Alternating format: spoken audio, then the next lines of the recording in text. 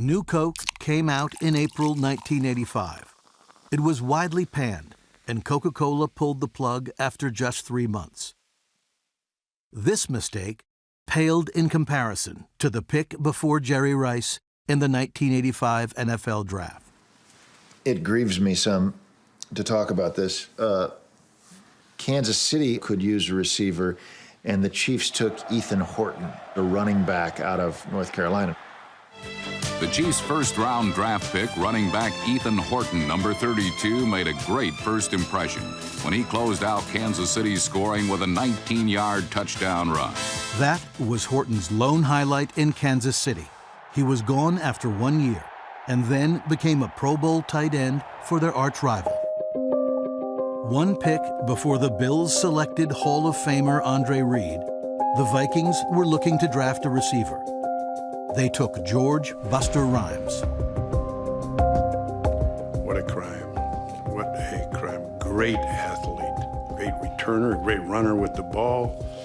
And we made him a receiver out of him, and he got into that off-field stuff, the drug problem. Buster played just 2 seasons in the NFL. In his rookie year, he set a franchise record for return yards that stood for almost 3 decades.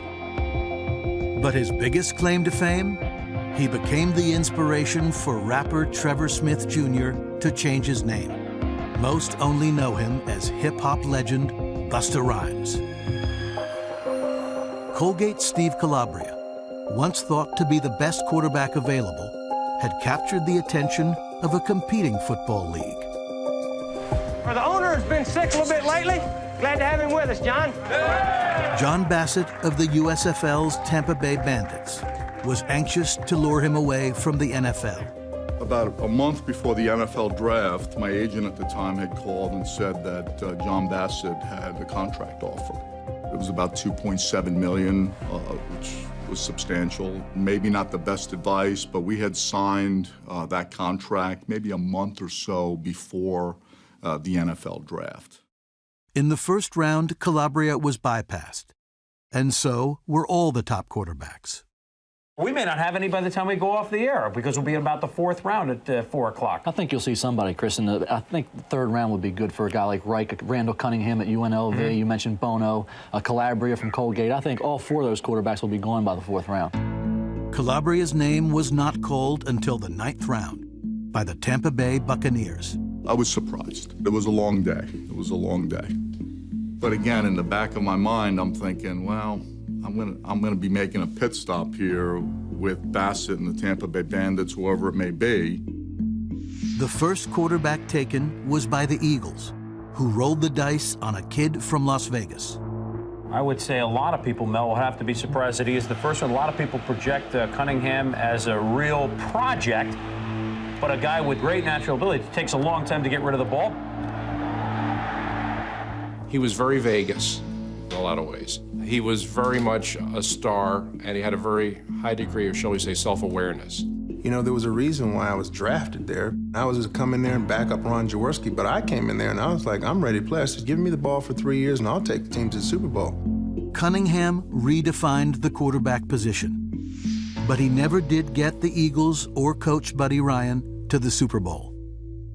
Ryan's most well-known Super Bowl appearance came with the 1985 Bears, a year that began with a pick he despised on draft day.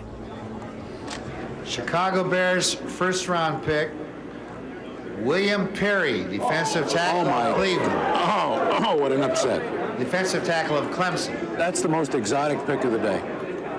I mean, I heard scouts legitimately say that he will not go before the 5th round. I mean, they all felt, you know, he was like a knight in armor, that if he fell down, he'd never get up again. Buddy referred to him as a wasted draft pick. Buddy wasn't on board with this at all. The other Bear people, personnel department, and Ditka to some degree, thought that Perry was a unique kind of player. A guy that wasn't just a big wide body, but a guy that had good feet and could play and could be a difference maker. So it was one of those rare cases where they clearly disregarded the views of the guy that would be his most immediate coach, and drafted William Perry. I was very surprised when Coach Dicker called the house and he said, hello, William. I said, who's calling? He said, guess what? He said, you just been drafted by the Chicago Bears. I just laughed. I was just tickled to death. He is awesome. He was lifting that guy and taking him back to the refrigerator. William the Refrigerator Perry ended up being larger than life in Chicago. The refrigerator. Hot dogs, milkshakes, french fries, $1. All for refrigerator. Stand up and holler. Perry started for Ryan's famed 46 defense, but his most well-known moment came on offense. First and goal from the 1-yard line. Handoff to the Fritz.